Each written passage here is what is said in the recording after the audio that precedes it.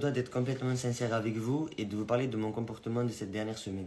C'est vrai qu'en revoyant les images, je ne me reconnais plus. Ce n'est plus le Marwan qui était venu il y a un mois ici à la Queen House, c'est-à-dire celui qui était drôle, celui qui donnait le sourire, celui sur qui tu pouvais t'épauler quand tu étais triste. Actuellement, je pense sincèrement que je me suis perdu. Aujourd'hui, quand je parle avec les gens, je les blesse, c'est que je devienne blessant, alors que je ne suis pas du tout comme ça de base. Ce qui fait qu'aujourd'hui je suis comme ça, c'est parce que je mélange la vraie vie et les réseaux sociaux. Et aujourd'hui, je m'en rends compte. Avec les caméras, je me mets une pression qui fait que j'extrapole les choses.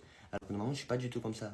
Vu qu'ici, tout est réel, le problème est que mes émotions prennent le dessus sur ma personne.